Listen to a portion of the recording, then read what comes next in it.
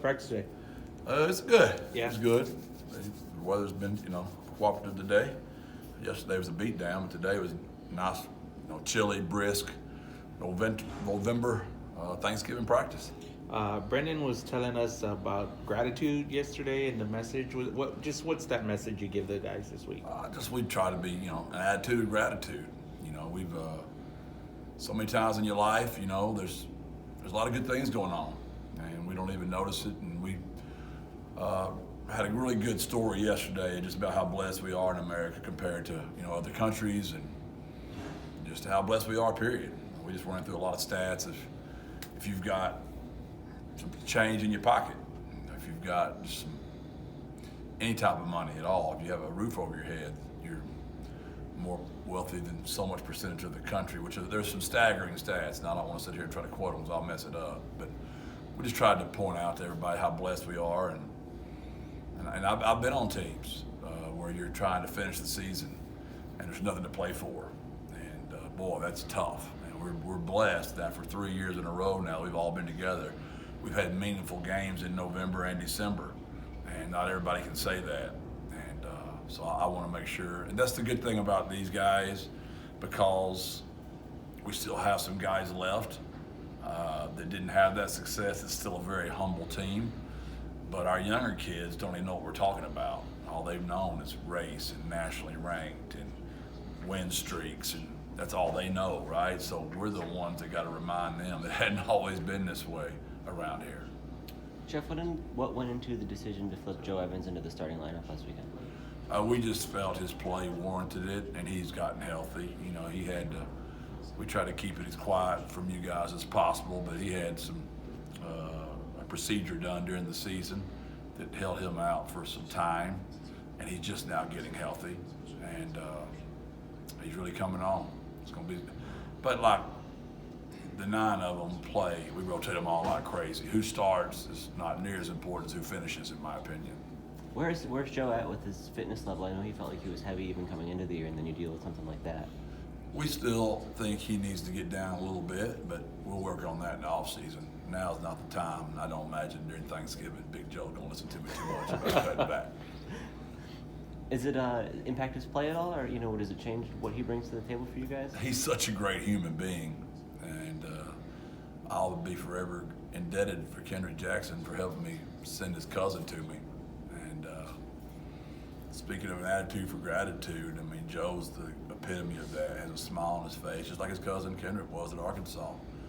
And I've told that story before, but the kid was a real fullback. Like his cousin was a real fullback, and in Coach Morris's offense, there really was no. He was the Miles Benning of Arkansas. It was kind of like not a lot to do for that spot. Like when I got the job here for Miles, I had to create some stuff for Miles because he was such a good person, and we love Miles so much. But Joe was just like Kendrick, and I'm really glad I had an attitude of gratitude and treated Kendrick very well. That's how we got Big Joe, and Joe's just a neat kid that's had a great effect on our locker room, and you can tell he reminds me of Payne in the sense he's found his joy again. That SEC's tough. It's a tough league, and I know it looks great from the outside, and it is unbelievable for fans. But for the guys on the inside, it's a real grind, and I'm really happy that Joe's found a good spot for him. Last week, a couple of the guys talked to us on defense about kind of simplifying some of the calls and things. Has there been a shift there, or last week or two been different? Oh, we we're the worst at that. That call sheet just keeps growing and growing and growing each week, and we just try to be mindful that if the kids don't like it, we're not carrying it. So we're trying to be more mindful what the kids want called, so they can play faster. I don't want any paralysis by analysis. Let my guys go. Let them go eat. Have you noticed a difference in the week or two since you kind of started thinking about it that way? We've always thought about it that way. We're just humans, right? We just make mistakes. I mean, we're not computers. And we always think about it. Sometimes we just, you get to these days, like today, which is third down install, you think you need that one more pressure. You think you need that one more coverage, because what if they run this play and what if they run that play? And sometimes you'll what if yourself out of the building. You guys have played 3 straight road games that were in front of pretty sparse crowds. Does it change anything about how you communicate or how you operate when it's an environment like that? It's easier to communicate, just it's not as loud, but you still got to bring your own juice because you're not going to have your crowd. We play better on the road than we do at home lately. I got to figure out what that is. I just think the excitement of playing at home and all the distractions has kind of hurt us a little bit.